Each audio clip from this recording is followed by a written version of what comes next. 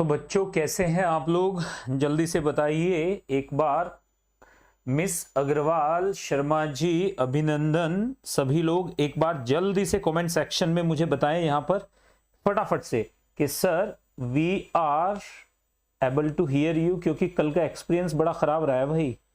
कल माइक में एक छोटी सी प्रॉब्लम थी इस छोटे से इश्यू की वजह से तो वो अनहाइड करके रखा था, उसको हाइड करके रखा था माइक को, ऑक्सिलरी माइक को, उसी की वजह से इश्यू था कल पूरा दिन। तो आप मुझे जल्दी से बताएं कि आप लोग सब कैसे हैं फटाफट से। तो जो ऑक्सिलरी माइक होता है OBS के अंदर वो गलती से हाइड किया हुआ था। Yes, can you hear me? Are we live? Everything is fine. चलिए मैं पढ़ाना शुरू करता हूं। मुझे मालूम है एवरीथिंग इज फाइन। तो यहां पर एक बार कमेंट सेक्शन में कोई भी डाउट है तो प्लीज जल्दी से एक बार। प्रवीण, क्या आप मुझे सुन पा रहे हैं? कावेरी अग्रवाल जी, कावेरी सुन पा रही है। वेरी गुड इवनिंग बेटा। प्रवीण कुमार शर्मा, शर्माइए मत, जल्दी से बता दीजिए फटाफट से। वेरी गुड इवनिंग कावेरी बेटा। कल तो आपसे मुलाकात नहीं हो पाई due to certain issues. Mike के इश्यू कई बार हो जाते हैं तो ऑनलाइन पढ़ाने के अपने कुछ। तो आज तो वॉइस बिल्कुल क्लियर है। तो आज हम लोग जल्दी से बात करेंगे। प्रवीण, कल आपकी एक एक्स्ट्रा क्लास भी है और फिर मंडे ऑनवर्ड्स हम नए चैप्टर में एंटर कर जाएंगे। मैं आपको पहले प्रैक्टिस कराऊंगा इसकी कुछ, और मंडे ऑनवर्ड्स हम नए चैप्टर में एंटर कर जाएंगे। ठीक है, तो जल्दी से शुरू करते हैं। Let's get started. यहां पर देखिएगा आज के इस सेशन में हम लोग क्या क्या बातें करने वाले हैं, क्या क्या टॉपिक डिस्कस करने वाले हैं। Praveen, we will discuss osmotic pressure today. इसके अलावा abnormal colligative properties and van't Hoff factor के बारे में बात करेंगे। और कल मॉर्निंग में आपका जो भी हल्का फुल्का बाकी है उसको भी हम क्लियर कर लेंगे। ठीक है, तो चलिए शुरू करते हैं। तो क्योंकि हमारे पास 1-1.25 घंटा ही होता है तो इस 1-1.25 घंटे को अच्छे से यूटिलाइज करना है हमने। सबसे पहले क्विक रिकैप में मैंने आपको बताया था RL VP वगैरह सब हो गया था। तो क्विक रिकैप में RL VP वगैरह आप लोग कर चुके थे। तो RL VP हम लोग कर चुके थे। कावेरी ने तो elevation in boiling point and depression in freezing point भी निपटा दिया है। तो RL VP के बारे में कोई भी डाउट हो, आपका कोई भी डाउट है तो आप मुझसे पहले पूछिए। हम आगे तभी बढ़ेंगे जब आपका डाउट क्लियर हो जाएगा। तो ये मान के चलें कि कहीं भी अगर किसी भी तरह का कोई डाउट आपका है तो वो पहले that should be sorted first, उसी के बाद आगे बढ़ने का। और डाउट का मतलब है आप कहीं से भी जेई मेन जेई एडवांस्ड का फोटो खींचिए, यहां पर अपलोड कर सकते हैं, सीधे हमारे पास आएगा डाउट और उस डाउट को मैं देखकर आपको यहां पर बता पाऊंगा क्योंकि मेरे पास यहां पे डाउट सेगमेंट भी है। तो डाउट अभी तक मैंने बच्चों आप लोगों के साथ डाउट लेना, मैं तो डेली रिक्वेस्ट करता हूं कि डाउट भेज दिया करो। आप प्लीज मेरे साथ डाउट लें। अगर आप क्वेश्चंस नहीं पूछेंगे तो दो ही केस बनते हैं, या तो आपको सब कुछ समझ में आ रहा है या आप मेहनत नहीं कर रहे हो। ठीक है ना? तो मैं ये नहीं मान के चलूंगा कि आप मेहनत नहीं करेंगे। ठीक है, क्योंकि बिगिनिंग में शुरुआत में तो सभी मेहनत करेंगे ही करेंगे, तो शुरुआत में ये वाला फैक्टर तो शायद नहीं होगा। तो या तो सब कुछ समझ में आ रहा है तो चलिए नो डाउट आगे बढ़ जाते हैं। तो क्विक रिकैप एक बार आपने देख ही लिया है। RL VP मैंने आपको बता दिया था कि P0 minus PS upon P0 ये किसके बराबर हो जाता है? XB के बराबर। P0 minus PS upon PS ये किसके बराबर हो जाता है? NB अपॉन NA के बराबर। यहां पे मैंने आपको एक चीज और भी बताई थी, लास्ट वाला जो आपको बताया था वो था Ostwald and Wacker's process, Wacker method, Ostwald Wacker method, ये तीनों चीजें मैंने आपको करा दी थी प्रवीण। तो इसके आगे बढ़ जाते हैं जल्दी से। आज बात करेंगे ऑस्मोटिक प्रेशर की। बहुत सारे बच्चों को गलत फहमी होती है कि ऑस्मोटिक प्रेशर तो बस सॉल्वेंट पार्टिकल मूव करना चाहते हैं इस वजह से होता है। ऑस्मोटिक प्रेशर का फंडा ही अलग है भाई पूरी तरह से। तो ये अच्छा टॉपिक है काफी। ऑस्मोटिक प्रेशर होता क्या चीज है ये ऑस्मोटिक प्रेशर, इसके बारे में बात करेंगे। मैंने पिछली क्लास में कावेरी ये बना के सिर्फ दिखाया था, आपको याद है ना बेटा? तो पिछली क्लास में मैंने ये आपको सिर्फ बना के दिखाया था। यहां पे मैं इसे थोड़ा सा इलाबरेट करते हुए आगे बढ़ूंगा। मेरे पास 2 सॉल्यूशंस हैं, आप ध्यान से देखो। अगर मेरे पास 2 सॉल्यूशंस आ जाएं, for example we have 2 solutions, हमारे पास 2 सॉल्यूशंस हैं। हमने मान लिया इन सॉल्यूशंस के अंदर यहां पर हमारे पास क्या है, यहां पर हमारे पास सेमी परमिएबल मेम्ब्रेन रखा हुआ है, यहां पर हमारे पास सेमी परमिएबल मेम्ब्रेन रखा हुआ है, ये हमने मान लिया। अब ये सेमी परमिएबल मेम्ब्रेन क्या चीज होती है प्रवीण, इसके बारे में भी बात करेंगे। ये सेमी परमिएबल मेम्ब्रेन क्या होती है, ये एक ऐसी मेम्ब्रेन होती है, आपने आजकल देखा होगा गर्मियों के टाइम पे लीची बहुत चलती है, अगर आप लीची को पानी में डाल दोगे तो पानी अंदर जाएगा, उसके अंदर की जो डस्ट है, जो गंदगी है वो अंदर नहीं जाएगी। अगर आप लीची को मीठे पानी में डालेंगे तो उसकी मिठास बढ़ने वाली नहीं है, और अगर नमकीन पानी में डालेंगे तो भी उसकी वो नमकीन नहीं होने वाली। इसका मतलब सॉल्वेंट पार्टिकल तो लीची में सेमी परमिएबल मेम्ब्रेन होती है, अनियंस के अंदर भी क्या होती है, सेमी परमिएबल मेम्ब्रेन होती है। स्किन भी हमारी जो ऊपर से निकल जाती है और उसके जो सेकंड लेयर है वो भी एसपीएम है, सेमी परमिएबल मेम्ब्रेन है, पानी तो बाहर आता है, ठीक है ना, थोड़े बहुत उसमें वो क्या होती है, सेमी परमिएबल मेम्ब्रेन, थोड़े सॉल्ट भी आते हैं लेकिन वो सेकंड लेयर से आते हैं। फर्स्ट लेयर में तो क्या होता है, अंदर की तरफ से बता रहा हूं, सिर्फ एसपीएम ही होती है। ऐसे हमारे पास और भी ढेर सारे हैं जो मेम्ब्रेन होती हैं। तो एसपीएम क्या होती है, सेमी परमिएबल मेम्ब्रेन क्या चीज होती है, पहले ये समझ लेना आप लोग कि semi permeable membrane, semi permeable membrane क्या करती है, अलाउज, ये क्या करती है, सिर्फ allows only solvent to flow across, याद रखिएगा ये सिर्फ सॉल्वेंट को अलाउ करती है, सॉल्यूट इधर से इधर नहीं आ सकता, सॉल्वेंट इधर से इधर आ जा सकता है, दोनों तरफ मूव करेगा। मैंने क्या बताया था, मैंने मान लिया मेरे पास ये एक सॉल्यूशन है बेटा, हमने मान लिया हमारे पास ये एक सॉल्यूशन है, बहुत आराम से आप देखना, मैंने मान लिया मेरे पास ये एक सॉल्यूशन है जिसकी कॉन्सेंट्रेशन C1 है, और यहां पर दूसरा सॉल्यूशन है सेम सॉल्वेंट में जिसकी कॉन्सेंट्रेशन क्या है हमारे पास, इसकी कॉन्सेंट्रेशन, ये सॉल्यूशन नंबर 2 है, इसकी कॉन्सेंट्रेशन हमारे पास C2 है, इसकी कॉन्सेंट्रेशन हमारे पास C2 है। कंडीशन क्या हो गई, C2 ग्रेटर देन C1 हो गया। तो हमें ये बात तो समझ में आ जाएगी प्रवीण, देखो ये बात तो बिल्कुल क्लियर है कि C2 अगर ग्रेटर देन C1 है तो इसका मतलब तो सिंपल हो गया कि यहां पर भी वेपर प्रेशर होगा, यहां पर भी वेपर प्रेशर होगा। जहां पे कॉन्सेंट्रेशन ज्यादा है नॉन वोलेटाइल सॉल्यूट की, वहां पे वेपर प्रेशर कम होगा। क्यों, क्योंकि concentration will be inversely proportional to vapour pressure. तो इसका मतलब C2 ज्यादा है तो यहां पे प्रेशर P2 है, यहां पे प्रेशर P1 है, तो हमें साफ साफ पता चल गया कि P1 will be greater than P2। इसका मतलब यहां पर सॉल्यूट पार्टिकल, जो यहां पे सॉल्वेंट का जो प्रेशर है वो ज्यादा है, यहां पे सॉल्वेंट का प्रेशर कम है। वेपर प्रेशर पे ही बात करेंगे हम लोग, हमें वो आपको डिगाने की कोशिश करेंगे जेई वाले इधर से उधर, आपको सिर्फ वेपर प्रेशर पे टिक जाना है। वेपर प्रेशर पे अगर आप टिक गए तो कोलिगेटिव प्रॉपर्टीज में आपसे कभी गड़बड़ नहीं होगी, याद रखना है।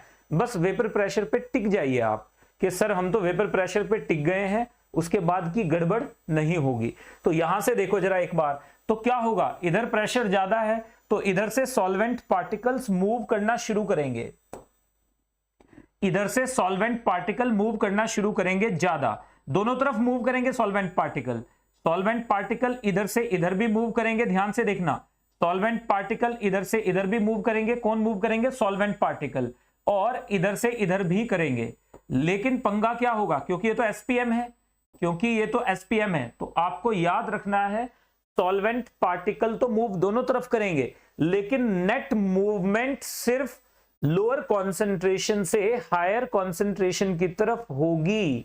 बात समझिएगा, सॉल्वेंट तो दोनों तरफ मूव करेगा, इधर से इधर भी जाएगा, इधर से इधर भी जाएगा, लेकिन इधर से इधर ज्यादा आएगा, इधर से इधर कम जाएगा। इसका मतलब इधर सॉल्वेंट ज्यादा बढ़ना शुरू हो जाएगा, कॉन्सेंट्रेशन डिक्रीज करेगी तो वेपर प्रेशर इंक्रीज करना शुरू करेगा। ये कब तक चलता रहेगा सिलसिला, जब तक दोनों तरफ वेपर प्रेशर बराबर ना हो जाए। तो याद रखिएगा, अब जरा ध्यान से देखना, जो डेफिनेशन में लिख रहा हूं उस पे आपको सीधे अटेंटिव रहना है। क्या, the spontaneous movement when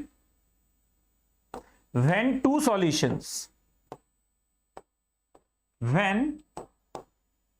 solutions जब दो सॉल्यूशंस आपके पास आ जाएं, when two solutions having different concentrations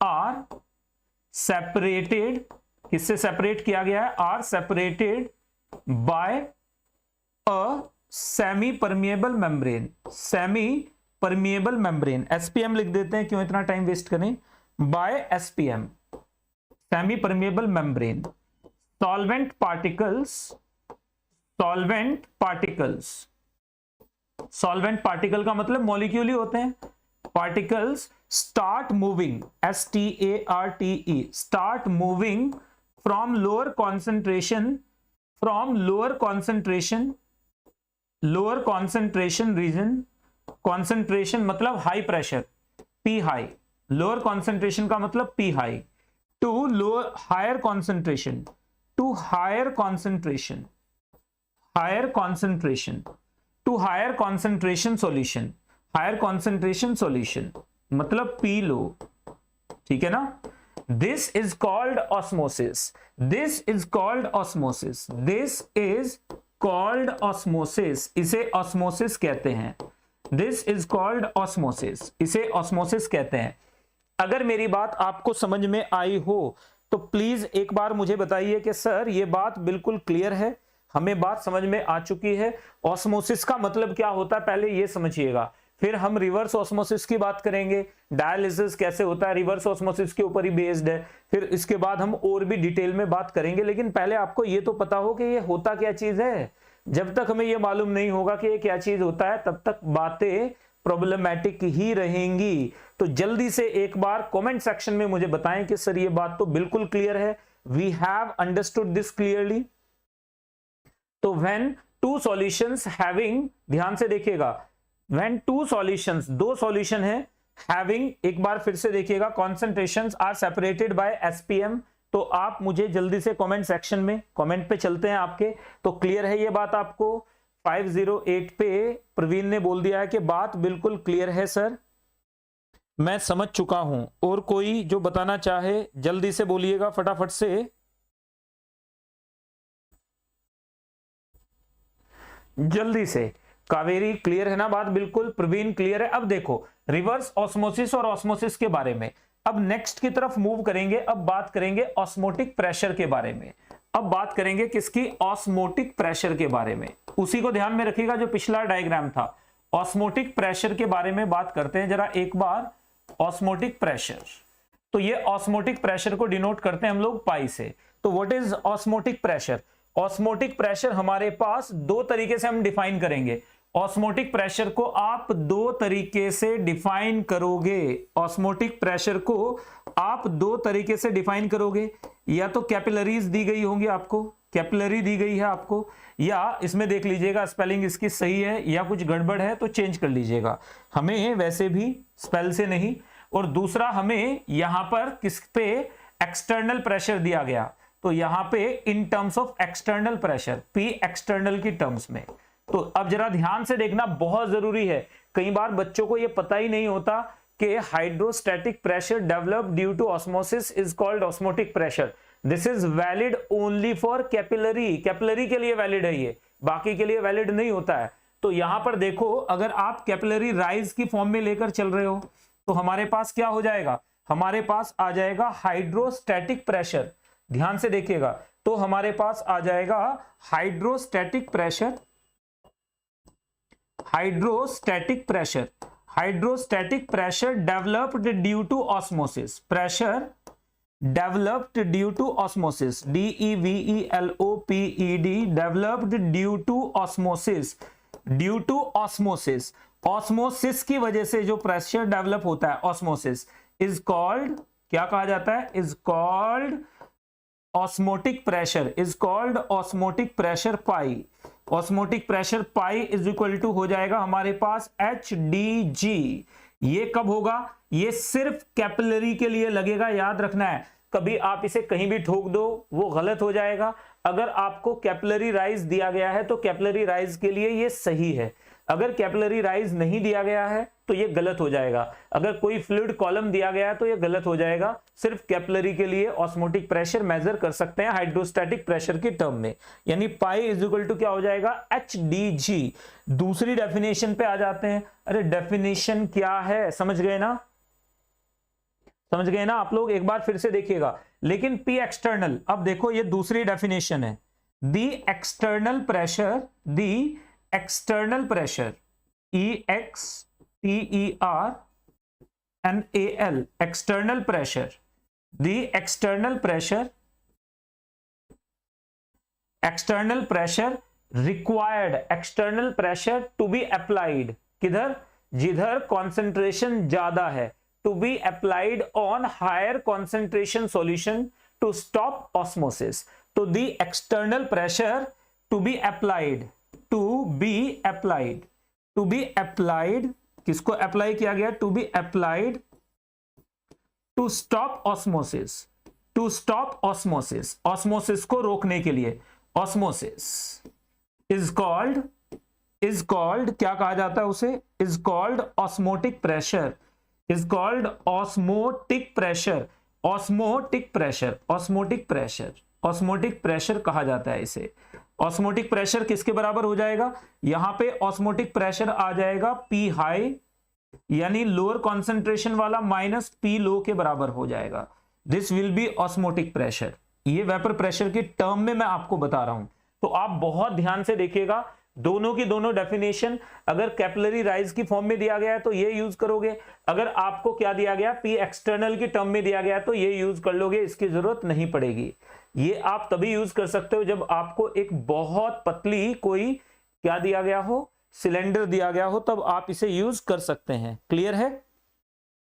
चलिए नेक्स्ट की तरफ मूव करेंगे। अब देखो जरा एक बार, अगर हमारे पास एक सॉल्यूशन है जिसकी कॉन्सेंट्रेशन कितनी है, अगर हमारे पास एक सॉल्यूशन है जिसकी कॉन्सेंट्रेशन C1 है, तो यहां पे नोट करना, इफ हमारे पास पाई इज इक्वल टू क्या होता है, हमारे पास pi is directly proportional to concentration. जितना कॉन्सेंट्रेशन का डिफरेंस ज्यादा होगा, हायर कॉन्सेंट्रेशन ज्यादा होगी, यानी हायर कॉन्सेंट्रेशन सॉल्यूशन का लेके चल रहे हैं आप लोग, और pi will be directly proportional to temperature, हमें पता चल गया। तो यहां से हमारे पास आ जाता है पाई इज इक्वल टू आ जाता है, यहां पे ध्यान से देखना, CRT, pi is equal to आ जाता है CRT। नोट कर लीजिएगा, here C is concentration of higher concentration solution, और T इज इक्वल टू क्या है, टेम्परेचर, और यहां पे R इज इक्वल टू क्या है, सॉल्यूशन कांस्टेंट। ये क्या है, सॉल्यूशन कांस्टेंट है, सॉल्यूशन कांस्टेंट, इसकी वैल्यू गैस कांस्टेंट के बराबर ही होती है, इसकी वैल्यू वही होती है गैस कांस्टेंट के बराबर 8.314, यानी 0.0821 लीटर एटमॉस्फेयर पर केल्विन पर मोल, वही वाली है जो गैस कांस्टेंट की होती है, यूनिवर्सल गैस कांस्टेंट की होती है। तो नोट कर लीजिएगा।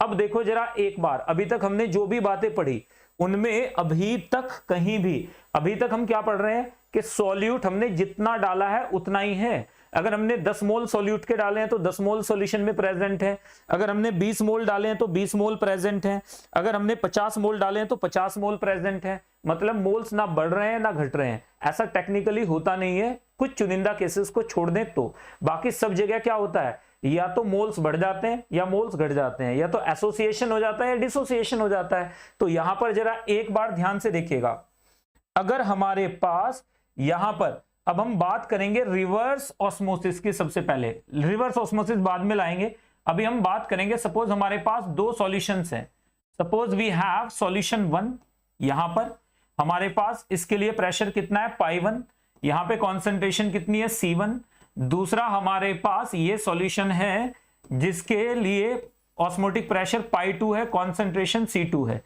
तो याद रखिएगा, अब जरा ध्यान से देखना, ये सॉल्यूशन 1 है मेरे पास, ये सॉल्यूशन 2 है मेरे पास। अब अगर आप लोगों को मजा आए इसमें तो मुझे सूचित जरूर करना कि सर मजा आया। पहले केस में देखिएगा, अगर पाई1 ग्रेटर देन पाई2 हो जाए, अगर पाई1 ग्रेटर देन पाई2 हो जाए, उस कंडीशन में 1 को बोलेंगे हाइपर सॉल्यूशन, क्या बोलेंगे, हाइपरटोनिक, क्या बोलेंगे, हाइपरटोनिक, क्या बोलेंगे, हाइपरटोनिक, और 2 क्या हो जाएगा, हाइपोटोनिक, क्या बोलेंगे इसे, हाइपोटोनिक बोलेंगे। This will B hypotonic. Hyper का मतलब जिसका ज्यादा है वेपर, जिसका ज्यादा है ऑस्मोटिक प्रेशर, हाइपो जिसका ऑस्मोटिक प्रेशर कम है उसे बोलेंगे हाइपो। हाइपो का मतलब कम, हाइपर का मतलब ज्यादा। क्लियर बात? अब देखो यहां से अगर हमारे पास पाई1 बराबर पाई2 हो जाए, तो अगर पाई1 बराबर पाई2 हो जाए, उस कंडीशन में 1 and 2 आर आइसोटोनिक। क्या बोलेंगे इन्हें? आइसोटोनिक बोलेंगे। आर आइसोटोनिक, आर आइसोटोनिक, इन्हें आइसोटोनिक सॉल्यूशंस बोला जाएगा। तो आइसोटोनिक सॉल्यूशंस क्या होते हैं? जिनमें ऑस्मोटिक प्रेशर बराबर होता है, यानी दो सॉल्यूशंस विच एक्सर्ट और which have same osmotic pressure are called isotonic solutions. जिसका ज्यादा होता है उसे हाइपर कहते हैं, जिसका कम होता है विद रिस्पेक्ट टू अनदर उसे हाइपो कहते हैं। तो hyper, hypo and isotonic. Clear है बात? बिल्कुल। आइसोटोनिक सॉल्यूशन में हमें साफ साफ दिख रहा है कि यहां पर कॉन्सेंट्रेशंस या तो बराबर हो जाएंगी, या आगे बात करेंगे इनमें क्या हो जाता है, पाई1 बराबर पाई2 हो जाता है। तो याद रखिएगा पाई1 बराबर पाई2 कब यूज करते हैं? जब आइसोटोनिक होता है। लेकिन ये सारे फॉर्मूले जो अभी तक आपको बताए हैं, ये सारे के सारे फॉर्मूले क्या हैं बच्चे? आपने नोटिस किया होगा ये सारे फॉर्मूले उस चीज के लिए वैलिड हैं जब सॉल्यूट ना तो एसोसिएट हो रहा है ना सॉल्यूट डिसोसिएट हो रहा है। टेक्निकली ऐसा होता नहीं है, कुछ केसेस को छोड़ दें तो, जिनको आप you can count on finger tips, जिसको आप इजीली काउंट कर सकते हो। मतलब यू कैन काउंट ऑन 1 2 3 4 5 6 7, इससे ज्यादा नहीं होते। बाकी सारे तो डिसोसिएट और एसोसिएट करेंगे ही। तो आज का इस लेक्चर में इसके आगे बहुत मजा आएगा आपको। अभी देखिएगा, अभी तक बताइए मुझे पाई क्या होता है? कॉन्सेंट्रेशन के डायरेक्टली प्रोपोर्शनल, टेम्परेचर के directly proportional. Pi is equal to क्या आ गया? CRT आ गया। कॉन्सेंट्रेशन इनटू ये सॉल्यूशन कांस्टेंट इनटू टेम्परेचर, सीधे आप निकाल सकते हो। अगर हमें कैपिलरी राइज दिया गया तो pi is equal to HDG हो जाएगा। अगर हमें कुछ और दिया गया है, अगर हमें दोनों सॉल्यूशंस दिए गए हैं, एक का वेपर प्रेशर P1 है, एक का P2 है, तो P2 माइनस P1 का मोड ले लीजिए, वो ऑस्मोटिक प्रेशर हो जाएगा। समझ गए ना? Easy peasy lemon squeezy. बताओ जरा एक बार सब लोगों को, यहां तक कि ये HDG क्या है? तो यहां पर देखो बहुत आसान है।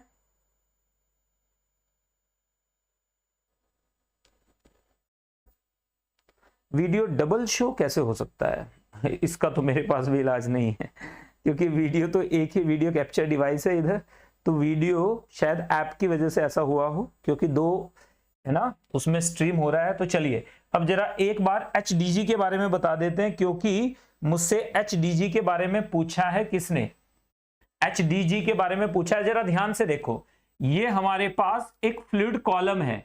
HDG का मतलब क्या होता है? ये हमारे पास एक फ्लूइड कॉलम है।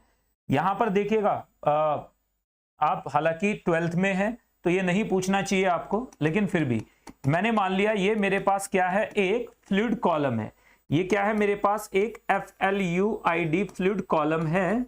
इस फ्लूइड कॉलम के अंदर मैंने मान लिया मेरे पास एक ये फ्लूइड कॉलम है।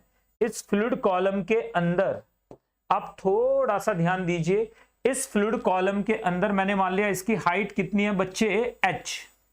इसकी डेंसिटी कितनी है? D। इस ग्रेविटी कितनी लग रही होगी? ग्रेविटेशनल एक्सेलरेशन कितना लग रहा होगा? नीचे की तरफ, इधर की तरफ G लग रहा होगा, पता है ना आपको, है ना? ग्रेविटेशनल एक्सेलरेशन, तो ये एक्सेलरेशन ड्यू टू ग्रेविटी आ जाएगा। तो हमें पता है प्रेशर इज इक्वल टू क्या आ जाएगा हमारे पास? प्रेशर इज इक्वल टू आ जाएगा हमारे पास force per unit area. Per unit area A आ जाएगा। हमारे पास फोर्स कितना लग रहा होगा इस पे नीचे की तरफ? यहां पे F कितना लग रहा होगा? This will B M into G upon A आ जाएगा। क्लियर है बात? बिल्कुल। तो मास कितना हो जाएगा हमारे पास? मास हो जाएगा हमारे पास वॉल्यूम इंटू डेंसिटी।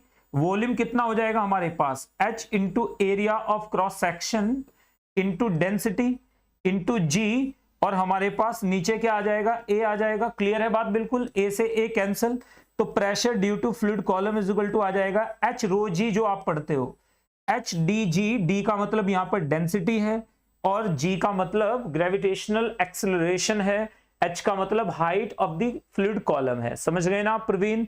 अब तो पूछने की जरूरत नहीं बचेगी, ये समझ गए होंगे अब आप क्या पूछ बैठे थे। HDG क्या है? समझ गए ना HDG क्या है? H मतलब height of the capillary rise. Capillary rise में जो हाइट होगी वो H हो गई। D का मतलब डेंसिटी ऑफ जो भी वहां पर राइज कर रहा है सॉल्यूशन, उसकी डेंसिटी दी गई होगी, और G मतलब ग्रेविटी। आप समझ गए ना? तो ये बहुत आसान सा है, आपको बता दिया मैंने। अब यहां पर देखो एक इंपॉर्टेंट चीज आ जाती है, यहां पर रिवर्स ऑस्मोसिस। तो रिवर्स ऑस्मोसिस के बारे में एक बार बात कर लेते हैं। किसके बारे में? रिवर्स ऑस्मोसिस के बारे में एक बार बात कर लेते हैं। रिवर्स ऑस्मोसिस, तो रिवर्स ऑस्मोसिस के बारे में एक बार डिटेल में बात कर लेते हैं। What is reverse osmosis? भाई ये होता क्या चीज है? ये रिवर्स ऑस्मोसिस क्या होता है? तो रिवर्स ऑस्मोसिस देखो जरा एक बार, अगर विजिबल है तो मुझे बताइएगा रिवर्स ऑस्मोसिस का मतलब क्या है। What do we mean by reverse osmosis? When external pressure, ध्यान से देखिएगा, when external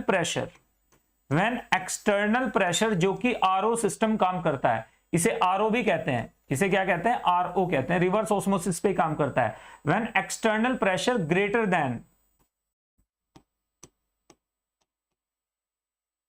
greater than osmotic pressure pi is applied LIED applied, ठीक है ना? क्या हो जाता है हमारे पास? सॉल्वेंट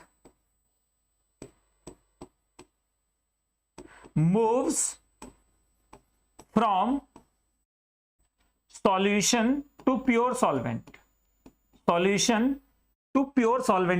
to pure solvent उल्टा हो जाता है, which is called, this is called, क्या कहा जाता है जी इसे? रिवर्स ऑस्मोसिस, इसे रिवर्स ऑस्मोसिस कहा जाता है। रिवर्स ऑस्मोसिस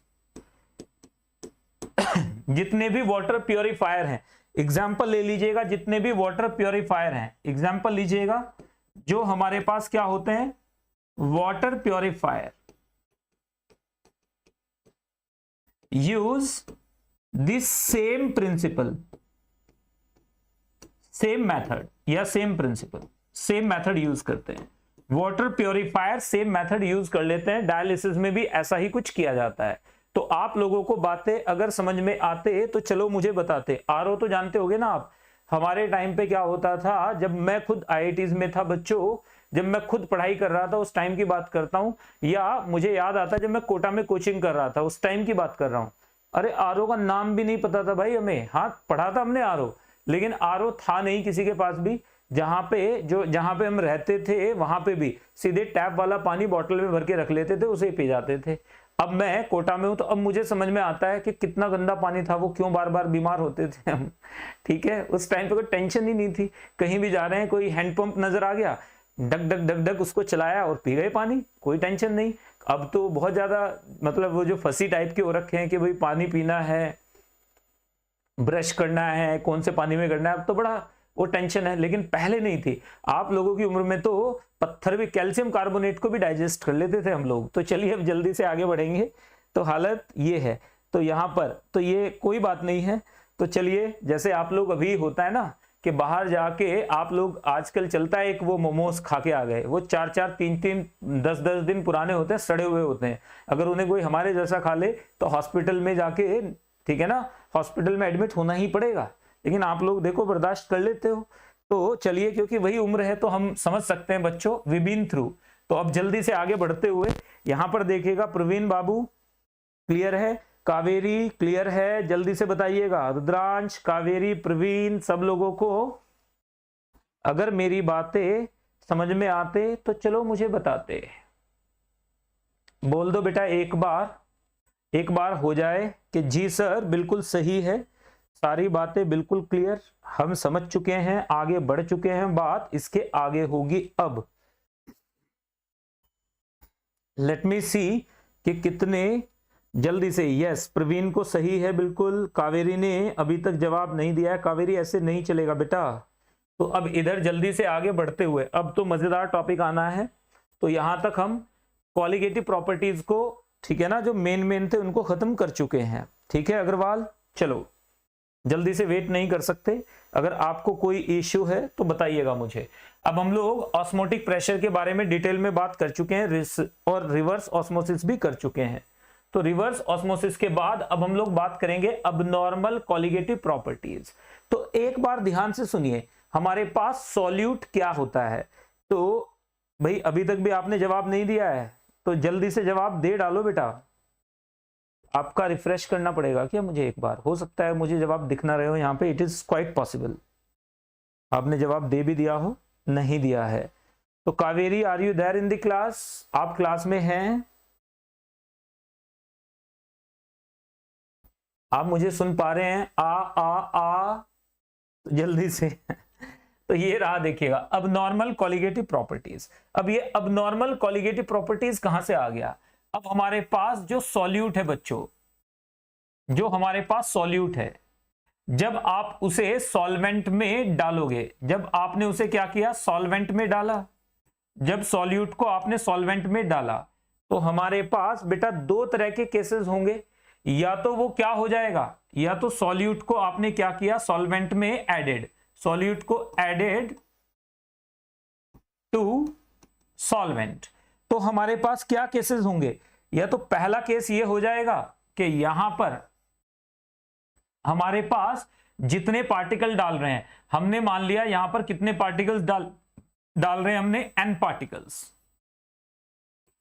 n पार्टिकल्स यहां पर हमने डाल दिए। कितने डाल दिए? n पार्टिकल्स डाल दिए। तो एक बार फिर से देख लीजिएगा, हमने सॉल्यूट के n पार्टिकल सॉल्वेंट के अंदर मिक्स करके नॉन वोलेटाइल सॉल्यूट सॉल्यूशन बना लिया है। हमने सॉल्यूट के n पार्टिकल्स को किसके अंदर डालकर, सॉल्वेंट के अंदर डालकर सॉल्यूशन बना लिया है। ठीक है, तो अब यहां से देखिएगा जरा एक बार, अगर समझ में आ जाए तो मुझे सूचित करना इस पे।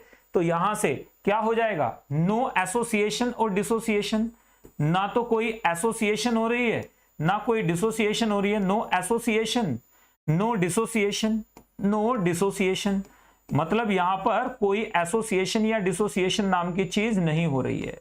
नो एसोसिएशन नो डिसोसिएशन, कोई एसोसिएशन भी नहीं है, कोई डिसोसिएशन भी नहीं है।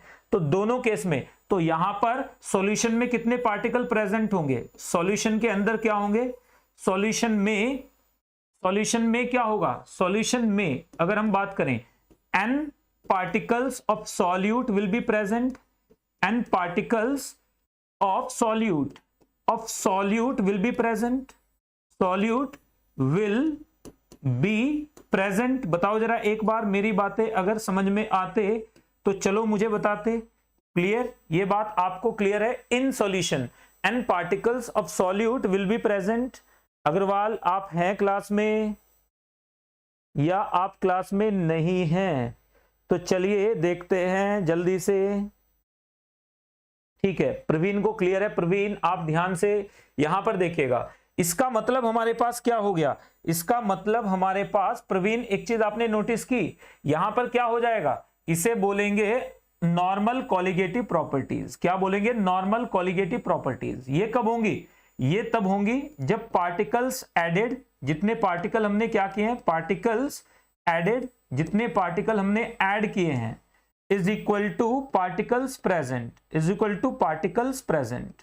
जितने पार्टिकल प्रेजेंट हैं वो बिल्कुल बराबर हैं, तो जितने आपने मोल्स डाले उतने मोल्स यहां पर रहेंगे। दिस इज कॉल्ड, ये मत सोच लेना कि इसका मतलब नेशनलिस्ट कांग्रेस पार्टी है शरद पवार वाली, ऐसा नहीं है। एनसीपी का मतलब क्या होता है, नेशनलिस्ट कांग्रेस पार्टी नहीं होता है। एनसीपी का मतलब कई बार नॉर्मल कॉलिगेटिव प्रॉपर्टी भी होता है।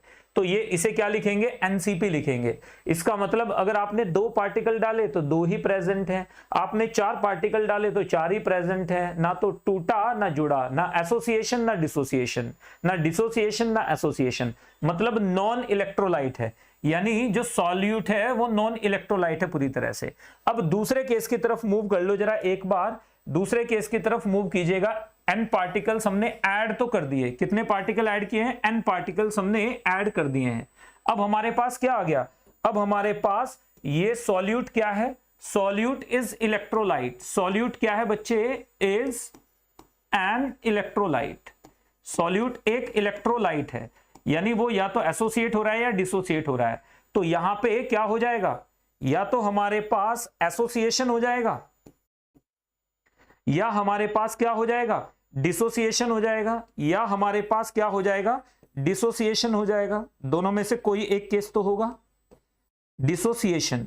तो एसोसिएशन हो जाए या डिसोसिएशन हो जाए, एसोसिएशन या डिसोसिएशन, दोनों में से एक केस तो होने वाला है। एसोसिएशन हो जाए या डिसोसिएशन हो जाए। अब देखो जरा एक बार, अगर एसोसिएशन हुआ तो उस कंडीशन में क्या हो जाएगा, उस कंडीशन में पार्टिकल हमारे पास कितने आ गए, पार्टिकल्स प्रेजेंट, जो पार्टिकल हमारे पास प्रेजेंट होंगे, पार्टिकल्स जो प्रेजेंट होंगे that will be lesser than n। और अगर डिसोसिएशन हो गया तो जो पार्टिकल प्रेजेंट हैं, कॉमन सेंस यूज कीजिएगा, that will be greater than n। तो इस केस में जो भी कॉलिगेटिव प्रॉपर्टी आती है उसे कहते हैं अबनॉर्मल कॉलिगेटिव प्रॉपर्टी। अबनॉर्मल क्या बोलेंगे उसे, अबनॉर्मल कॉलिगेटिव प्रॉपर्टी। अबनॉर्मल, अरे क्या हो गया यार, abnormal colligative property, abnormal colligative property क्या बोलेंगे उसे, अबनॉर्मल कॉलिगेटिव प्रॉपर्टी बोलेंगे। This is called abnormal colligative property.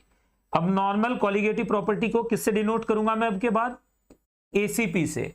ACP मतलब अबनॉर्मल कॉलिगेटिव प्रॉपर्टी और एनसीपी मतलब नॉर्मल कॉलिगेटिव प्रॉपर्टी। मेरी बात समझ में आ रही है आपको? यहां से देखिएगा, ये सारी बातें आपको यहां से समझ में आएंगी, यहां से आपको सब कुछ समझ में आ रहा होगा कि यानी जो सॉल्यूट है उसे जब सॉल्वेंट के अंदर आप डालेंगे तो या तो वो एसोसिएशन डिसोसिएशन नहीं देगा, नो एसोसिएशन नो डिसोसिएशन, या दूसरा केस क्या हो सकता है, वो एसोसिएशन और डिसोसिएशन दे जाए। अगर एसोसिएशन डिसोसिएशन नहीं है तो जितने पार्टिकल आपने डाले, जो अब तक हमने पढ़ा वो क्या था, normal colligative property.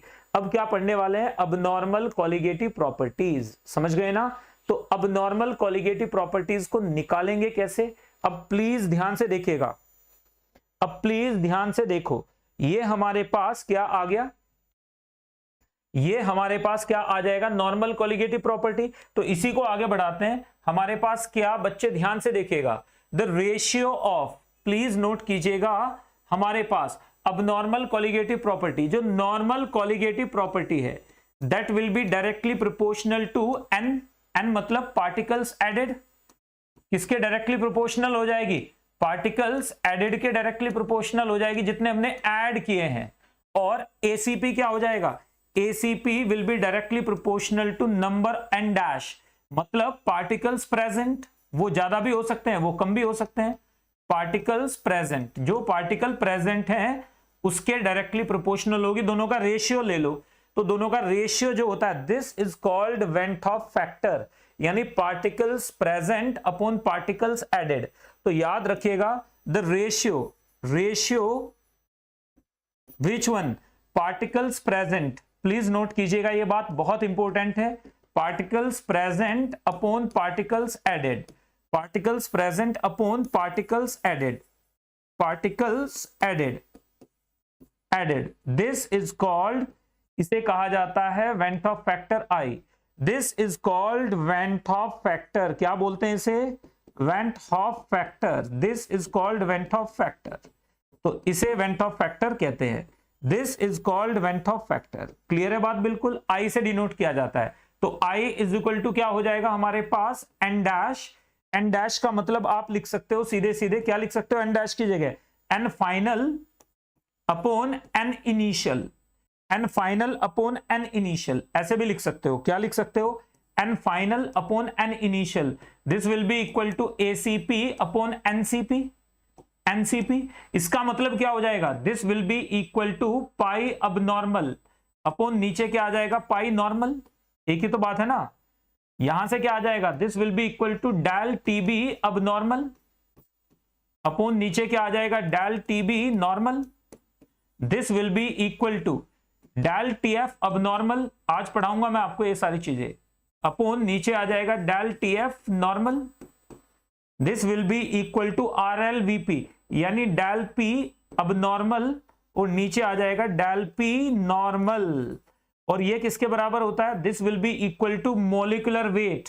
Molecular weight abnormal के बजाय नॉर्मल आ जाएगा क्योंकि इनवर्सली प्रोपोर्शनल है, और एम अब नॉर्मल। तो ये बात आप लोगों को देखो, देखने में जितनी आसान लग रही है, जब इसे सॉल्व करेंगे ना तो ये उतनी ही मजेदार होने वाला है। तो इसकी तरफ आप लोग ध्यान दीजिएगा जरा एक बार। हमारे पास क्या हो जाएगा, क्यों ऐसा क्यों लिया हमने मोलर मास को नॉर्मल अपॉन अब नॉर्मल क्यों लिया है, क्योंकि molecular weight of solute, solute का molecular weight inversely proportional to colligative property, colligative property के इनवर्सली प्रोपोर्शनल होता है। तो जो एसीपी है इनवर्सली प्रोपोर्शनल टू क्या आ जाएगा हमारे पास, अब नॉर्मल, और जो एनसीपी है वो क्या हो जाएगा, inversely proportional to normal. Ratio क्या आ जाएगा, नॉर्मल अपॉन अब नॉर्मल।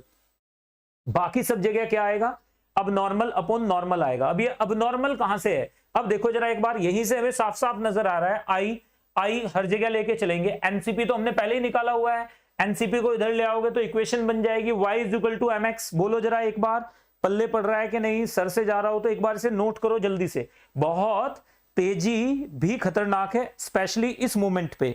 इस मोमेंट पे मेरी पूरी कोशिश है कि आप लोगों को जल्दबाजी में ना पढ़ाया जाए।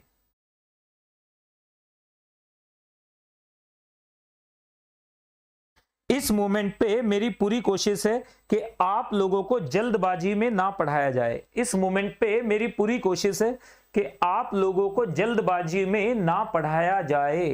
तो आप ध्यान से देखिएगा, अगर आप ध्यान से देख पा रहे हैं तो then it will be very very clear to you. Clear है, बिल्कुल समझ गए ना, क्योंकि यही वो वाला लेक्चर है जहां पर फंसेंगे आप, बाकी में नहीं फंसेंगे। तो आप एक बार देखेंगे के ए और पीएस प्रवीण शर्मा दोनों के दोनों ध्यान से देखिएगा। अब नॉर्मल कॉलिगेटिव प्रॉपर्टीज आपको साफ साफ दिख रहा है कि हमारे पास क्या हो जाएगा, हमारे पास आ जाएगा पाई abnormal is equal to आ जाएगा I into C R T. दिख रहा है हमें साफ साफ। हमारे पास डेल टीबी, हमारे पास क्या आ जाएगा प्रवीण, ये कल आपको पता चलेगा कि इसका मतलब क्या है। Del TB abnormal, del TB abnormal is equal to आ जाएगा I into molality into K B. हमारे पास del T F abnormal, this will be equal to I into molality into K F.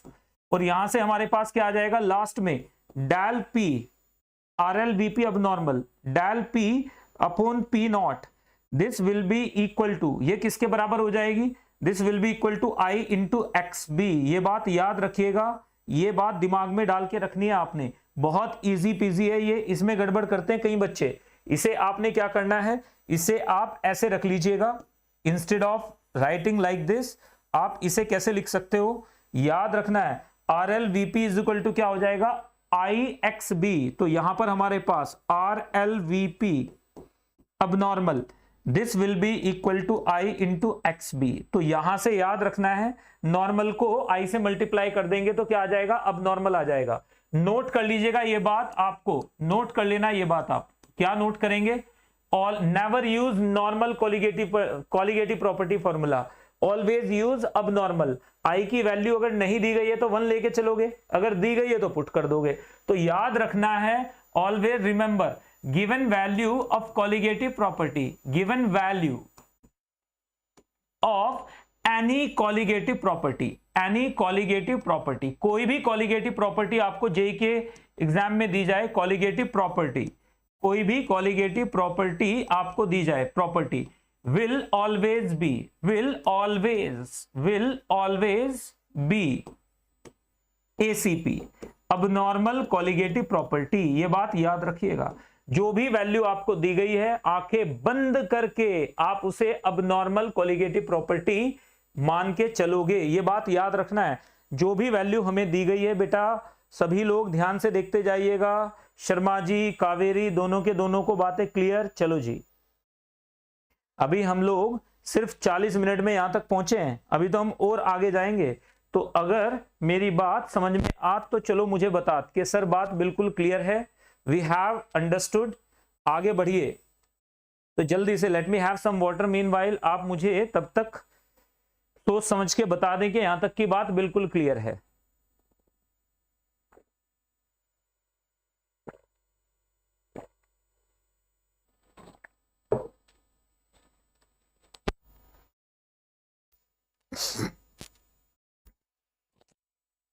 Done डनाडन done, चलो जी done डनाडन done है। तो दोनों ने ही, खैर कोई बात नहीं, कुछ रेस्पॉन्ड करने में टाइम लगाते हैं, कुछ फास्ट। प्रवीण थोड़ा फास्ट रेस्पॉन्ड कर देता है, अच्छा है। तो अब जरा एक बार आई की बात कर लेते हैं यार, ये आई बहुत परेशान कर रहा है, तो क्यों ना इसे डिस्कस कर लें। वेंट ऑफ फैक्टर, तो याद रखिएगा what is went Hoff factor. Went Hoff factor होता क्या है, सुनिए। When a solute undergoes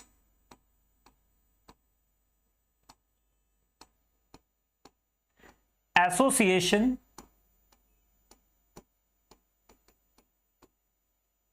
or dissociation in solvent, the number of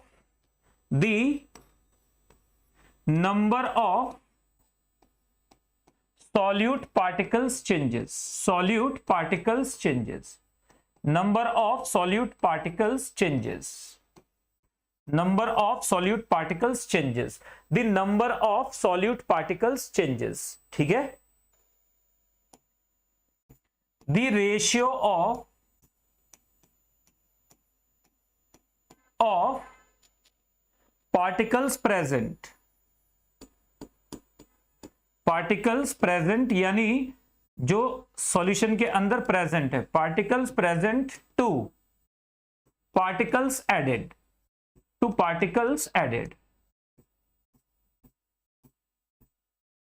is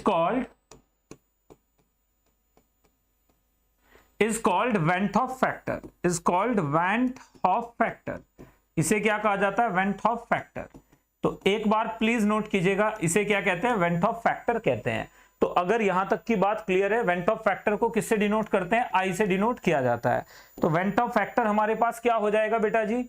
Van't Hoff factor हमारे पास हो जाएगा n final upon n initial। अब यहां से हमें दो बातें पता चल गई। पहली केस क्या हो जाएगा?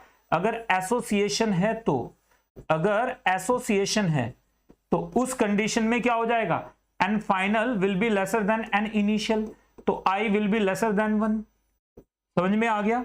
दूसरा केस देखिए, यहीं पर अगर डिसोसिएशन है तो क्या होगा? डिसोसिएशन में क्या होगा? तुक्का नहीं मारना है, n फाइनल, क्योंकि पार्टिकल बढ़ गए हैं। क्योंकि डिसोसिएशन होगा तो एक ही पार्टिकल एक से ज्यादा में टूट जाएगा, और अगर एसोसिएशन हो रहा है तो बहुत सारे पार्टिकल मिलके एक बना लेंगे, जैसे कि मिसल फॉर्मेशन पे होता है। मिसल फॉर्मेशन में यही तो होता है, जब किसी डिटर्जेंट को पानी के अंदर डालते हैं तो मिसल्स बनती हैं, तो वो यही करता है। तो n final will be greater than n initial, I will be greater than 1। समझ गए? और तीसरे केस में देखिए, अगर हमारे पास क्या हो जाए? नो चेंज, नो एसो और डिसो, नो एसो या डिसो, उस कंडीशन में क्या हो जाएगा? उस कंडीशन में n फाइनल बराबर n initial, I is equal to 1। बोलो जरा एक बार जोर से बता दो कि सर ये बात तो बिल्कुल क्लियर, 100% क्लियर। सर आगे बढ़ो, सर आप आगे बढ़ो, हम आपके साथ हैं। जल्दी से वो सुना है ना डायलॉग, वीर तुम आगे बढ़ो हम तुम्हारे साथ हैं, डरने की क्या बात है। जल्दी से जी। तो चलिए, खैर आगे बढ़ते हुए, थोड़ा सा इंटरनेट कावेरी का स्लो होता है, रेस्पॉन्ड तो पहले किया था लेकिन आंसर अब आया है मेरे पास, तो इसलिए यहां पर देखो बेटा इजी है बिल्कुल। तो चलिए 1 बाय 1 पढ़ते हैं। अब जरा एक केस लेके चलो आप। पहला केस लिया मैंने कि वेंट ऑफ फैक्टर, मेरे पास किसका ले लिया मैंने? डिसोसिएशन का। तो यहां पर देखो जरा एक बार, वेंट ऑफ फैक्टर, हम किसके बारे में बात कर रहे हैं? हम बात कर रहे हैं डिसोसिएशन की। किसके बारे में बात कर रहे हैं? डिसोसिएशन की बात कर रहे हैं। किसके बारे में बात करेंगे अपन?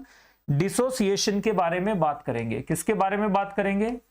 डिसोसिएशन के बारे में बात करेंगे। डिसोसिएशन।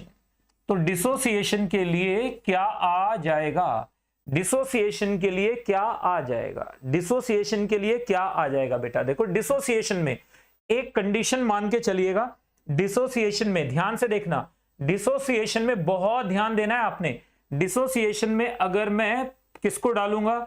अगर मैंने NaCl को डाला है, अगर मैंने NaCl को डाला है पानी के अंदर, तो किसमें टूट जाएगा? Na प्लस Cl माइनस, इसमें टूट जाएगा। अगर मैंने CaCl2 को लिया है तो किसमें टूट जाएगा? Ca2 प्लस 2Cl माइनस, इसमें टूट जाएगा। यहां पर देखो जरा एक बार, अगर मैंने AlCl3 को लिया है तो ये किसमें टूट जाएगा? Al3 प्लस 3Cl माइनस में टूट जाएगा। अगर मैं Al2SO4 होल थ्राइस को लेके चल रहा हूं, ये किसमें टूट जाएगा? 2Al3 positive plus 3SO4 2 minus में टूट जाएगा। अगर मैं K4FeCN6 को लेके चल रहा हूं, K4FeCN6, ये किसमें टूटेगा? ये टूट जाएगा, किसमें टूटेगा, ये टूटेगा 4k प्लस FeCN6 माइनस, किसमें टूटेगा, FeCN6 minus 4 and so on. अगर मेरे पास क्या है, AN है, ये टूट के क्या बना रहा है, Na बना रहा है। तो अब आप जरा ध्यान से देखो, यहां पे n की वैल्यू क्या है प्रवीण, n की वैल्यू आप एक बार प्लीज अपने दिलो दिमाग में बैठा लीजिएगा। What is the value of n here, the number of particles formed by dissociation of one particle. एक पार्टिकल के डिसोसिएशन से जितने बनेंगे उसे क्या बोलेंगे, एक पार्टिकल के डिसोसिएशन से जितने बनेंगे, एक पार्टिकल के डिसोसिएशन से जितने बनेंगे उसे क्या बोलोगे आप, एक पार्टिकल के डिसोसिएशन से जितने बनेंगे, दैट विल बी n। तो यहां पर देखो, यहां पर हमारे पास एक से कितने बन रहे हैं, यहां से एक से बन रहे हैं 2, तो मेरे पास n की वैल्यू 2 हो गई। यहां पर देखो एक से कितने बन रहे हैं 3, एक इसका 2 इसके, तो n की वैल्यू 3 हो गई। यहां पे देखो एक से कितने बन रहे हैं 4, 1 प्लस 3, तो n की वैल्यू 4 हो गई। यहां पे देखो एक से कितने बन रहे हैं 5, तो n की वैल्यू 5 हो गई। यहां पे देखो एक से कितने बन रहे हैं 5, तो n की वैल्यू 5 हो गई। यहां पे देखो एक से कितने बन रहे हैं n, तो n की वैल्यू n हो गई। तो n बिल्कुल क्लियर है, n क्या होता है, n is equal to number of particles given by one particle in solvent, number of solute, number of particles given by one particle of solute in solution. Complete dissociation के बाद, complete dissociation के बाद अभी हम degree of dissociation के बारे में कोई चर्चा, कोई बातचीत, कोई डिस्कशन नहीं कर रहे हैं। इजी बात बिल्कुल। अब देखो जी जरा एक बार और सोचेगा इस चीज को, n की वैल्यू बिल्कुल क्लियर है, तो इसको जरा एक बार लेके चलते हैं। an चेंजिंग इनटू, हमने मान लिया हमारे पास किस में हो रहा है चेंज, ये चेंज हो रहा है Na में, an Na में चेंज हो रहा है। इसका एक पार्टिकल है, ये अभी 0 है, at t is equal to 0। आप ध्यान से देखो, अभी डिसोसिएशन स्टार्ट नहीं हुआ है, dissociation is yet to be started.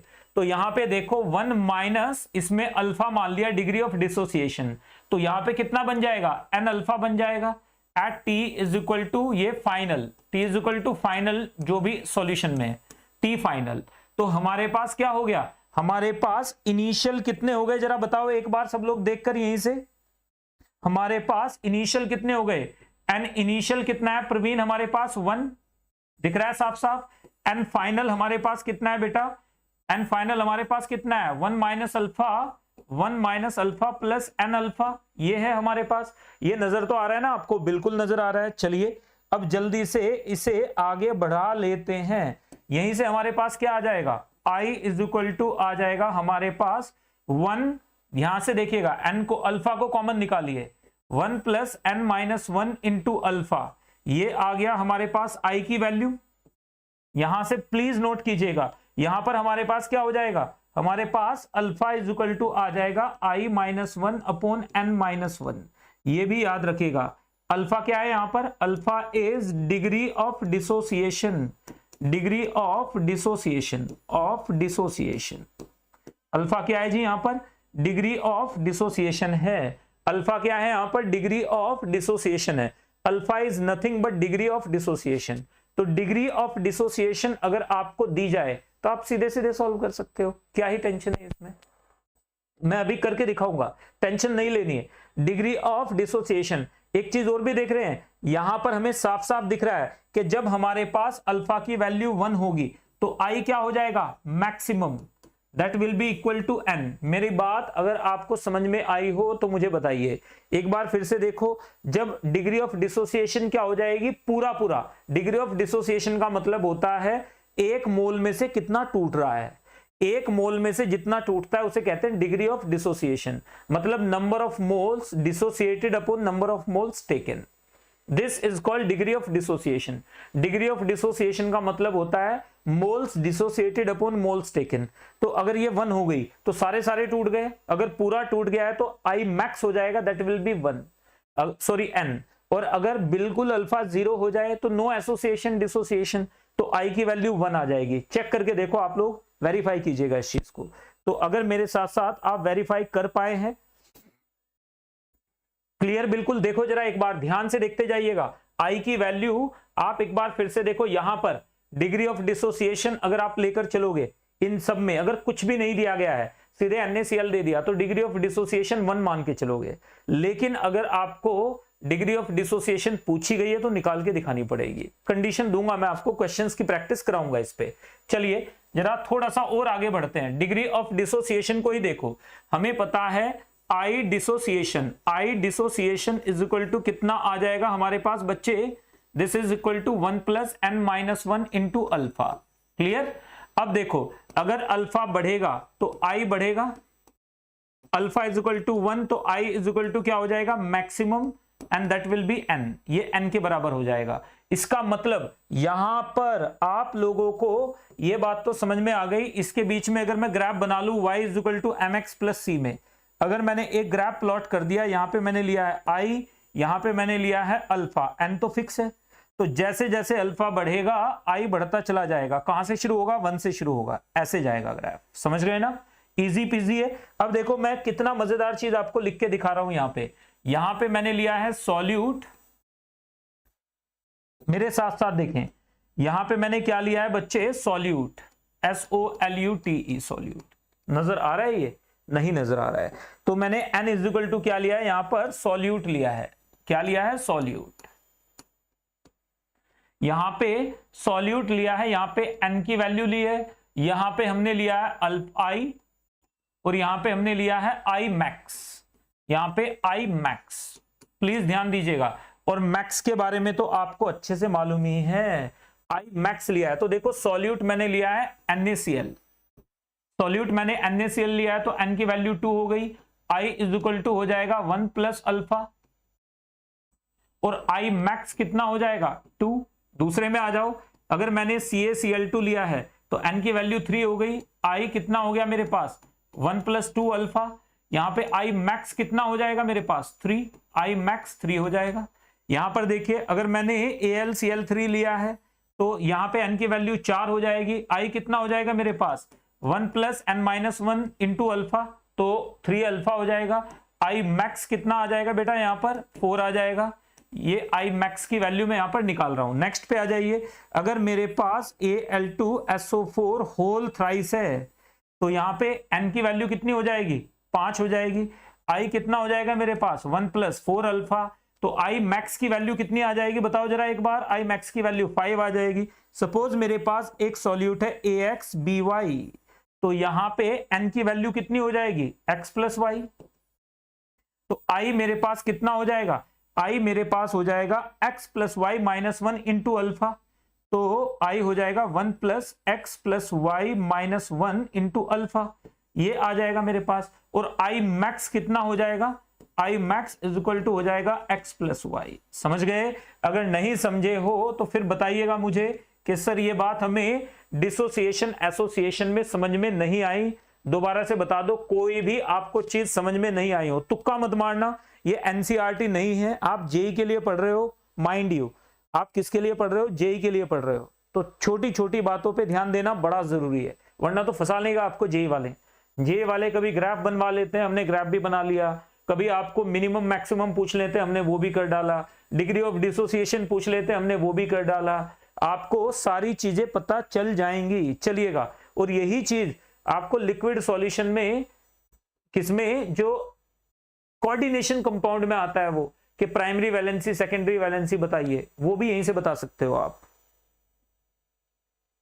कहीं तक कोई भी अगर आप लोगों को किसी तरह की कोई दुविधा है, कोई शंका है, तो मुझे सूचित करें, उसका निवारण तुरंत किया जाएगा।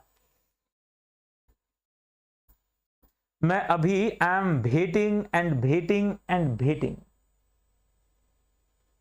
चलिए देख लेते हैं, am waiting and waiting and waiting.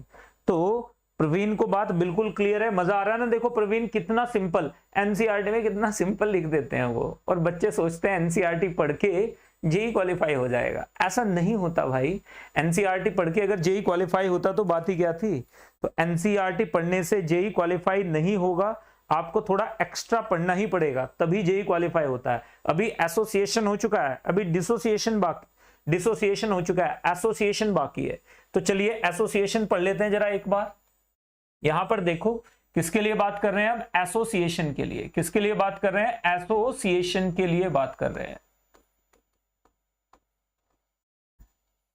Association के लिए बात कर रहे हैं। तो एसोसिएशन के लिए हमारे पास क्या आ जाएगा बच्चे, प्लीज ध्यान से देखिएगा। एसोसिएशन के लिए हमारे पास क्या आएगा, आप प्लीज नोट करें। अगर हमारे पास 2a है, मिलके क्या बना दे, A2, तो इसे बोलेंगे डाइमराइजेशन। क्या बोलेंगे इसे, डाइमराइजेशन। अगर हमारे पास 3a है, मिलके क्या बना दे, A3, तो इसे बोलेंगे ट्राइमर, ट्राइमराइजेशन, यानी ट्राइमर फॉर्मेशन हो रही है। अगर हमारे पास 4a मिलके क्या बना दे, A4 बना दे, 4a मिलके क्या बना रहा है, A4, इसे बोलेंगे टेट्रामर। क्या बोलेंगे इसे, टेट्रामर। अगर हमारे पास Na मिलके क्या बना दे, An बना दे, तो इसे बोलेंगे पॉलीमर। क्या बोलेंगे इसे, पॉलीमर। This is polymer. समझ गए ना। तो ये हमारे पास पॉलीमराइजेशन हो गया। तो आपने पॉलीमराइजेशन तो सुना है, जब n पार्टिकल यानी huge number of particles, simple particles combine to give a macromolecule, that is called polymerization. तो पॉलीमराइजेशन, तो यहां पे n क्या है, n इज इक्वल टू है number of particles associated. n is equal to यहां पे क्या लिया हमने, number of particles associated, particles associated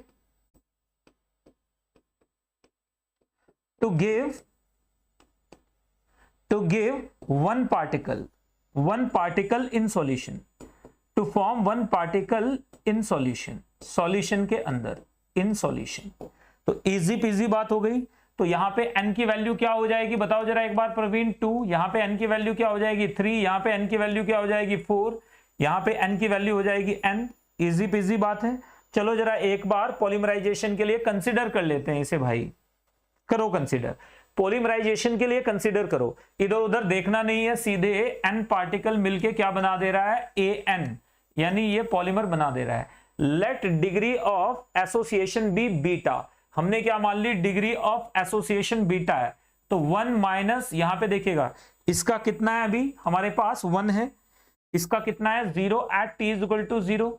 जब एसोसिएशन हो गई तो 1 माइनस बीटा, बीटा का मतलब होता है डिग्री ऑफ एसोसिएशन, एक में से कितना एसोसिएट हो रहा है, दैट इज बीटा। तो डिग्री ऑफ एसोसिएशन मतलब एक में से कितना एसोसिएट होगा, डिग्री ऑफ एसोसिएशन। एक में से कितना डिसोसिएट होगा, डिग्री ऑफ डिसोसिएशन। तो यहां पर इसका कितना हो जाएगा हमारे पास, यहां पे बनेगा बीटा बाई एन। क्लियर है कैसे, अरे यूनिटरी मेथड है भाई। एन से बनता है 1, 1 से बनेगा 1 बटा एन, एन से क्या, बीटा से कितना बनेगा, बीटा बाई एन। सिंपल ना। आप ध्यान से देखो, n से क्या बन रहा है, n से बन रहा है 1, 1 से कितना बनेगा 1 बाई एन, बीटा से कितना बनेगा बीटा बाई एन। तो सीधे सीधे अब हमारे पास I एसोसिएशन आ चुका है। तो हमारे पास I association is equal to आ जाएगा फाइनल, फाइनल कितना है हमारे पास upon initial.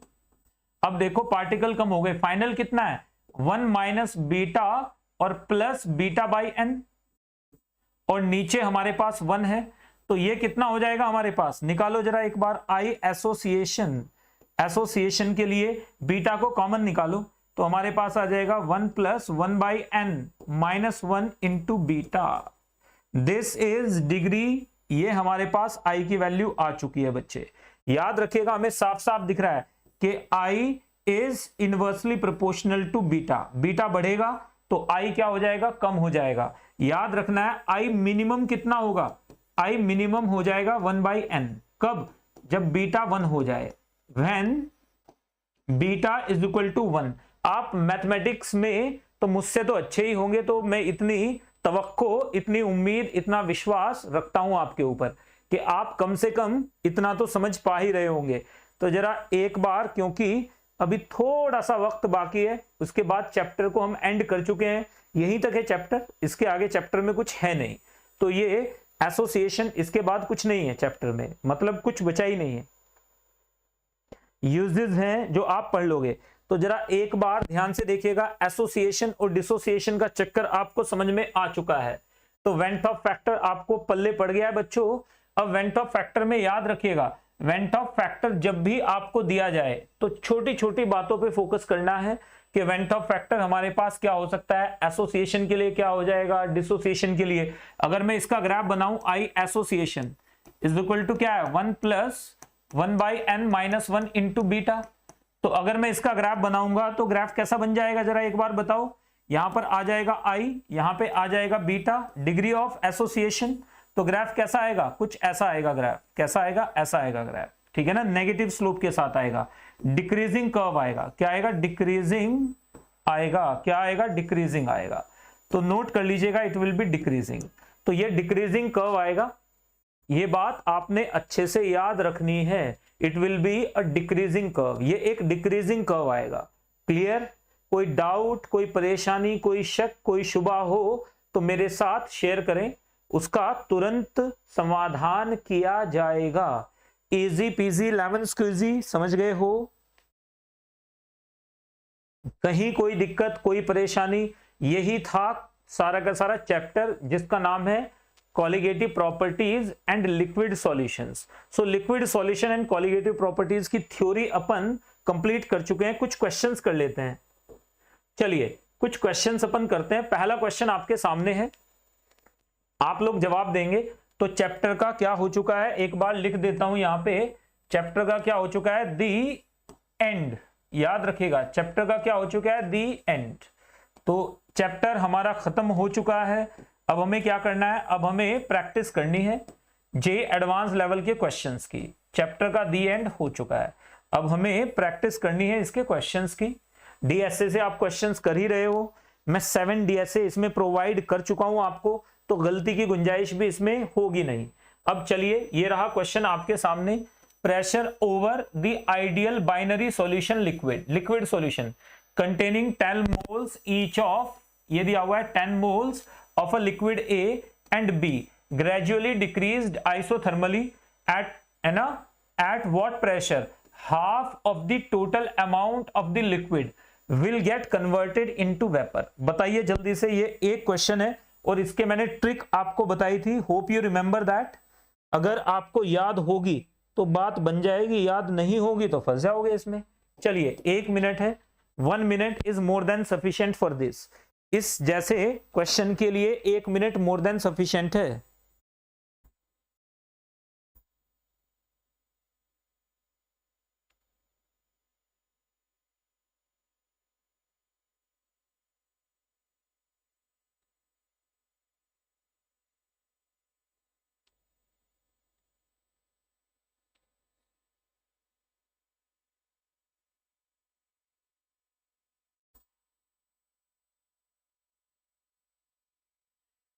"25 seconds are left now."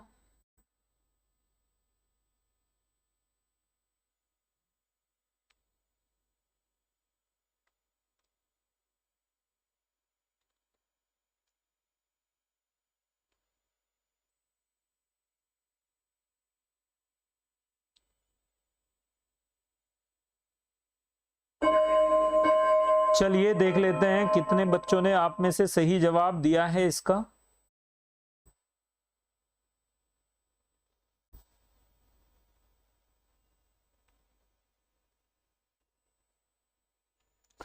चलिए लेट्स चेक कितने बच्चों ने आप में से इसका सही जवाब दिया है। तो anybody who gave the right answer? मैंने इसका आपको तरीका बताया था कि जब इनिशियल मोल्स सेम हो, जब इनिशियल मोल्स क्या हो बेटा, सेम हो, और क्या हो जाए, half of the mixture gets evaporated, आधा मिक्सचर उड़ जाए। प्रवीण बताया था ना मैंने तरीका इसका। तो क्या हो जाएगा उस कंडीशन में, कावेरी बताइए जल्दी से, पीएस क्या हो जाएगा इस कंडीशन में? इस कंडीशन में पीएस क्या हो जाएगा? PS will be equal to √of P0A into P0B। आप बोलेंगे तो डिटेल में सॉल्व करके दिखा दूंगा आपको, डेरिवेशन भी किया जा सकता है इसका कैसे आया। तो PS इज इक्वल टू क्या हो जाएगा, P0A। P0A कितना है हमारे पास, देखो जरा एक बार, ये रहा 200 इंटू P0B कितना है 100 रख दिया हमने, तो ये आ जाएगा 100 इंटू 2, तो ये आ जाएगा 141.4 टॉर। इतने टॉर आंसर आ जाएगा। Easy peasy lemon squeezy, clear? तो देखो सीधा सीधा फंडा है, ये इस कंडीशन के लिए याद रखिएगा, जब इनिशियल मोल क्या हो, एक्स मोल ए के दिए गए हो, एक्स मोल बी के दिए गए हो और इक्विलिब्रियम पे आधे मोल वेपर में चले जाएं। जब ए के 5 मोल दिए गए हैं, बी के 5 मोल दिए गए हैं, इक्विलिब्रियम पे 5 मोल वेपर में चले जाएं। जब ए का 1 मोल दिया गया, बी का 1 मोल दिया गया, इक्विलिब्रियम पे 1 मोल इवेपोरेट हो जाए, वेपराइज कर जाए। अगर ए के 20 मोल दिए, बी के 20 मोल दिए, इक्विलिब्रियम पे 20 मोल वेपर में चले जाएं। ए कितना गया, बी कितना गया, we are not concern with. तो उस कंडीशन में पीएस हमेशा क्या होगा, under root of P naught A P naught B. सीधे वैल्यू पुट करोगे, आंसर ले आओगे। ऐसे क्वेश्चंस को सॉल्व करने में जो अच्छे से अच्छा बच्चा, उसको भी टाइम लगेगा, आपको टाइम नहीं लगेगा। ये एडवांस लेवल का क्वेश्चन है। तो अगर मैं इसे स्टार देने की बात करूं तो मैं इसे कम से कम 3 स्टार दूंगा। यहां पे याद रखिएगा, this is a 3 star question, क्योंकि ये इजी तो नहीं है, ये इजी नहीं है, ये डिफिकल्ट क्वेश्चन है। तो जल्दी से एक बार बताइए मुझे फटाफट से कि बात बिल्कुल क्लियर है, 110% बात क्लियर। तो चलिए आप लोग थोड़ा सा रेस्ट कर लीजिएगा। तो ये चैप्टर अब यहां पे एंड हो जाता है। इन क्वेश्चंस को आप लोग एक बार लगा के आएंगे। यहां पर देखिएगा, ये एक और क्वेश्चन करते हैं, relative lowering in vapour pressure. ये यहां पर देखिएगा एक और क्वेश्चन है जो आपको होमवर्क में दे रहा हूं मैं, अभी इसके अपलोड कर दिए जाएंगे पीडीएफ, तो आप पीडीएफ ले सकते हो। ये एक और होमवर्क में है क्वेश्चन, और एक और की तरफ मूव कर लेते हैं, ये भी आपको होमवर्क में मिल रहा है। तो इतने क्वेश्चंस आपको मैंने दे दिए हैं। तो मुझे ये वाला तरीका नहीं बताए थे प्रवीण, दोबारा से बता दूंगा मैं, कोई इश्यू नहीं है। कल आपके साथ मेरी सुबह 10 बजे क्लास है, दोबारा से फिर डिस्कस करेंगे। तो एक और आपको डेरिवेशन कराऊंगा। तो यहां पर देखिएगा, ये रहा आपके लिए, और कल फिर मिलते हैं क्लास में सुबह 10 बजे। और कावेरी आपके लिए भी, अगर आप रिवीजन करना चाहें तो उस क्लास की रिक्वेस्ट कर सकते हो, तो रिवाइज हो जाएगा आपके लिए सारी कोलिगेटिव प्रॉपर्टीज। तो कल हम दोबारा से पढ़ेंगे, चीजें सिर्फ प्रवीण के लिए पढ़ेंगे, बाकी आना चाहें क्लास में तो वो क्लास अटेंड कर सकते हैं। Thank you very much. चलिए अभी क्योंकि आपकी दूसरी क्लास है, फिजिक्स की क्लास है थोड़ी देर के बाद, तो तब तक के लिए मचाते रहो। All the very best, take care, bye bye, God bless you all. आज वॉइस का इश्यू नहीं हुआ, कल मुझे इतना टॉर्चर हो गया। थर्सडे, एक तो थर्सडे मतलब आप समझिए कि पूरी तरह से फास्टिंग होती है, ऊपर से क्लास के टाइम पे मैंने सोचा था बीच में हाफ एन आवर का गैप होगा, 15 मिनट का गैप होगा 2 क्लासेस में, I will have something. Mike की इश्यू हो गया, 8 बजे सॉर्ट हुआ, 10 साढ़े 9 तक क्लास चली, उसके बाद कहीं जाकर, ठीक है ना, जो चीजें थी वो निपटा पाया मैं। Thank you very much. चलिए टेक केयर बच्चों, बाय।